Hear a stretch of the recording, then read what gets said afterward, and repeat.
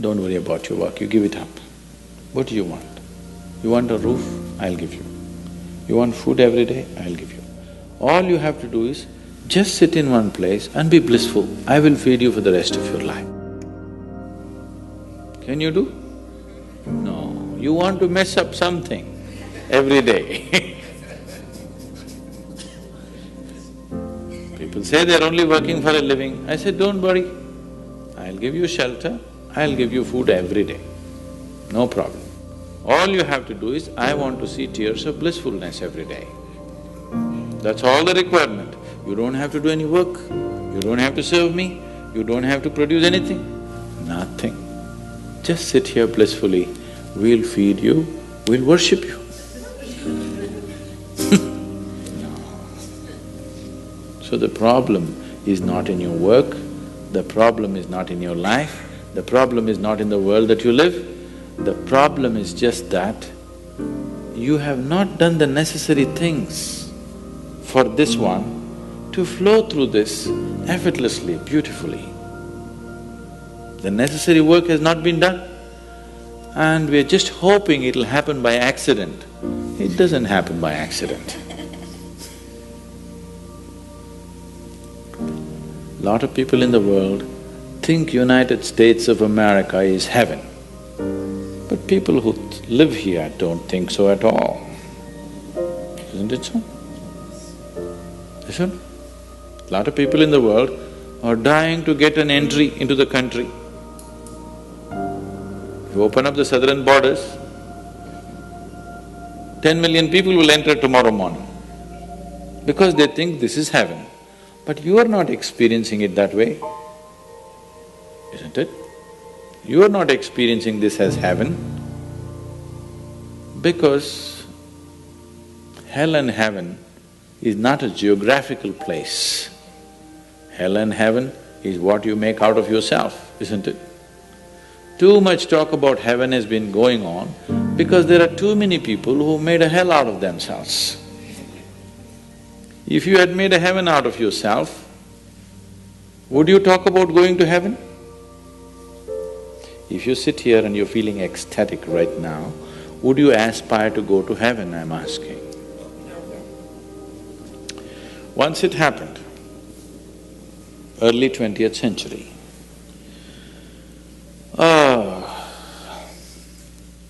an Orthodox Greek church, a bishop from that church, you know, Orthodox Greeks have their own separate church, they have their own pope who lives in Turkey, you know this? So a bishop from this order had heard so much about Indian mysticism and he wanted to go to India.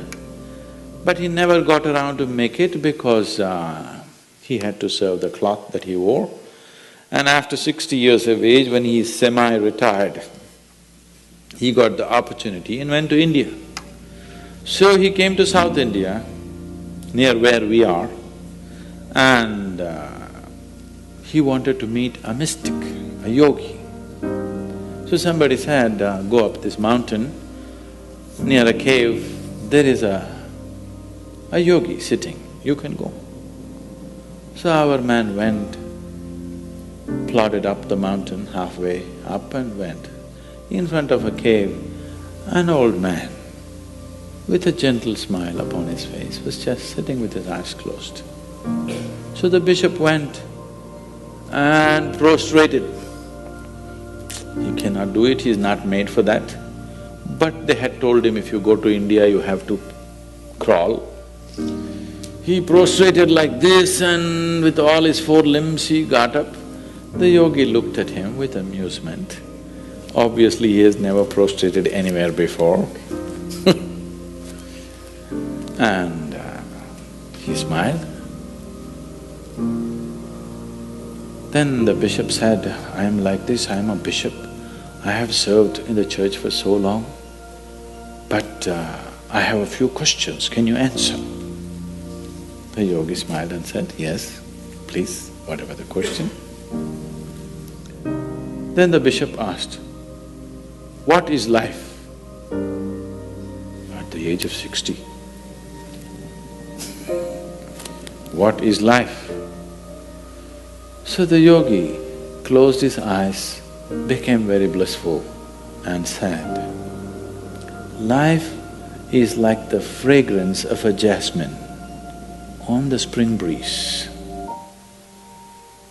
And tears of blissfulness flowed out of his eyes as he was saying this. Then the bishop said, no, no, no. Our Pope has told us life is like a thorn and we must renounce it. And even symbolically, Jesus himself wore a crown of thorns. So, how come you say this?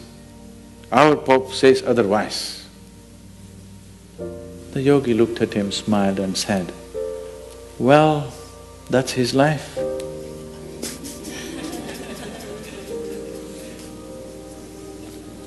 So, what you make out of it is not because of where you are, what you are, it is just what you make out of it, isn't it? Yes.